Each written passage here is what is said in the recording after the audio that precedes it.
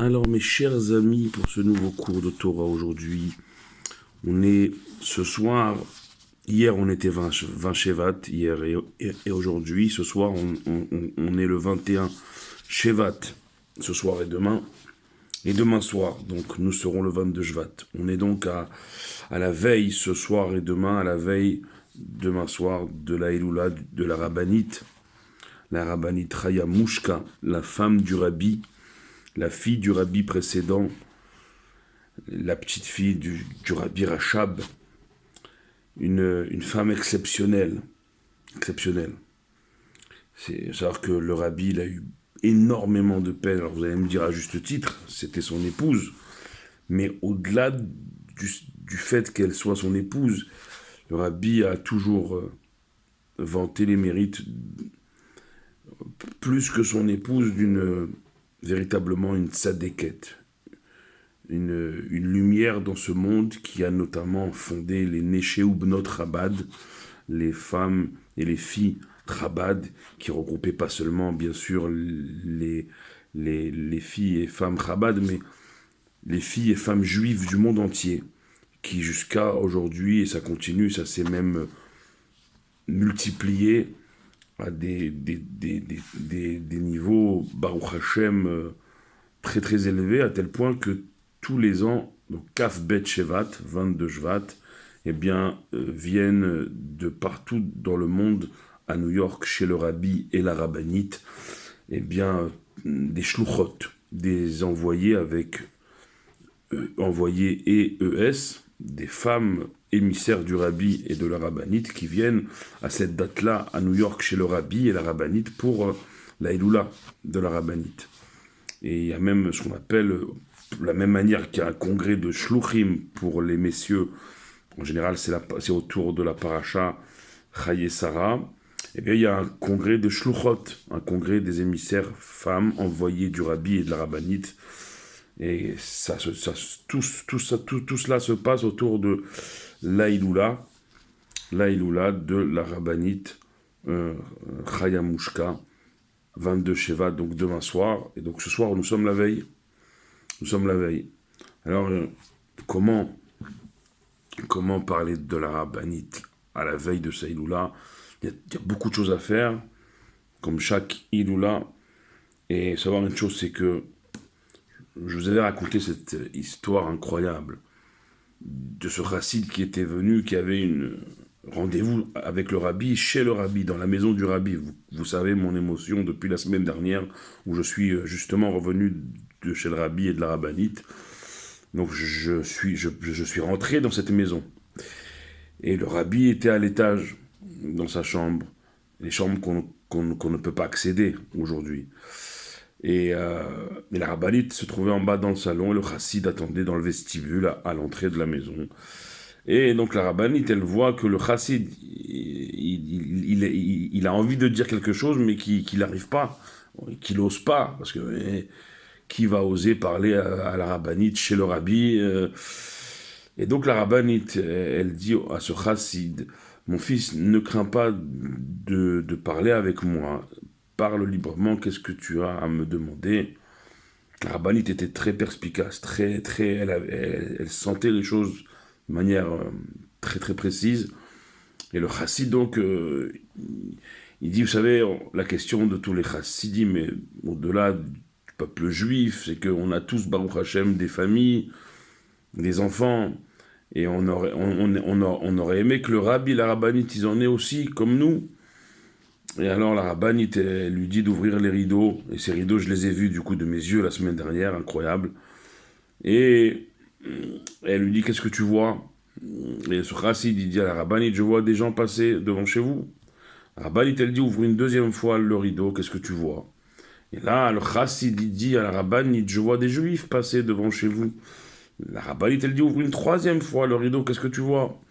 Et là, le chassid, se concentrant toujours un peu plus, il dit, je vois des chassidim passer devant chez vous. La rabbinite, elle continue, ouvre une quatrième fois le rideau, qu'est-ce que tu vois? Et là, le chassid, il dit, avec tout le respect que je dois à la rabbinite, je vois des personnes, des juifs, des chassidim, mais au-delà de ça, je ne vois pas. Et là, la rabbinite, avec des larmes dans les yeux, elle dit au chassid, mon mari et moi, nous voyons à chaque instant nos fils et nos filles, nos enfants passer devant notre maison. Et lorsque le chassid, il raconte cette histoire, il a lui-même les larmes aux yeux, parce qu'il a vu les larmes aux yeux, les larmes dans les yeux de la rabbinite. Et d'ailleurs, quand le rabbi après descend, il dit au chassid, je vois que vous n'avez plus besoin de moi, ma femme vous a déjà répondu. C'était un couple merveilleux, le rabbi et la rabbinite. Et la rabbinite avait, ce jour-là, donné les réponses au chassid avant son mari, avant le rabbi. Et le rabbi le savait, c'est sans doute pour ça que le rabbi, eh bien, il avait une confiance totale et absolue en son épouse, et que la rabbinite, elle a répondu à ce chassid. Chaque juif, avec des larmes dans les yeux, c'est notre fils, c'est notre fille, c'est nos fils, nos filles, nos enfants. Voilà comment la rabbinite considère chaque juif. Et bien sûr son mari aussi, bien sûr, le rébé, bien sûr. Mais il y a, chez les chassidim, il y a eu ce moment de la rabbinite qui est parti dans les années 80. Les chassidim disaient qu'il y a eu un rabbi avant, avec la rabbinite, de manière visible. C'est-à-dire que quand la rabbinite, elle n'était pas voilée, elle était visible à nos yeux. Il y a eu des... Et après, lorsque la rabbinite, elle s'est voilée à nous et à ce monde, parce que nos tzadikim sont toujours avec nous. La preuve, j'ai vu le rabbi pas comme je vous vois, mais j'ai vu le rabbi devant mes yeux. Je vous vois pas, c'est une vidéo, mais si je vous avais en face de moi, oui, je pourrais vous dire, j'ai vu le rabbi la semaine dernière. Comme je vous vois, comme je verrais quelqu'un aujourd'hui en face de moi. Donc je peux attester que le rabbi et probablement, sûrement la rabbinite, son épouse, ils sont encore dans leur lieu. Ils sont là, ils sont avec nous. Et le rabbi, il a tellement... c'est-à-dire qu'au-delà de son épouse, c'est ce que son épouse a amené au monde entier, jusqu'à la femme qui s'occupait de la rabbinite. Je crois que je vous ai raconté aussi cette histoire. La femme qui s'occupait de la rabbinite, c'était une personne non juive, de couleur, et qui a pleuré, mais comme un enfant qui perd sa propre mère.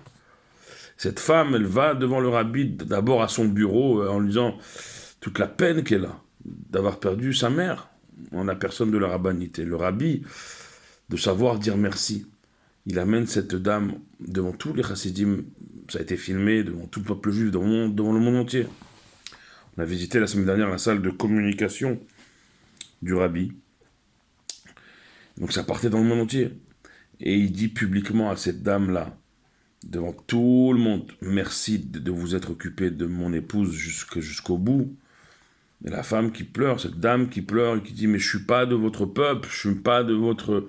Je suis... Et j'ai l'impression d'avoir des milliers de pères et de mères par le regard bienveillant du rabbi, par ce que j'ai vécu avec votre épouse, avec la rabbinite, et par tous ces visages, tous ces chassidim, tous ces juifs qui me témoignent leur gratitude.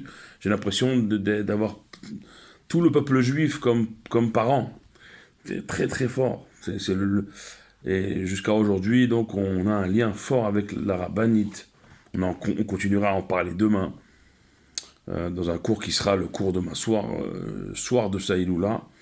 Mais déjà, prendre des forces de la rabbinite, qu'elle nous donne des forces avec son mari, le rabbi, avec son père, le rabbi précédent, son grand-père, le rabbi Rachab, et sa maman et sa grand-mère, qui étaient toutes des rabbinites aussi. La rabbinite Rayamouchka nous donne les forces déjà dès ce soir, et demain soir encore plus, et faire des actions concrètes en son nom, rajouter à la tzedaka, faire des actions de bonté, de charité, et elle raccourcira par son grand mérite les derniers instants de notre exil et de nos souffrances, notamment pour nos frères et sœurs en Eretz Israël. elle rapprochera la Géoula, la délivrance, avec son mari, le Rabbi à notre tête, tous les Rebbeim, tous les Tzadikim, Amen, Kenny Ratson. À demain donc pour un cours soir de la Iloula de Rabbani, demain soir. D'ici là, Baruch Adonai Leolam, Amen ve Amen.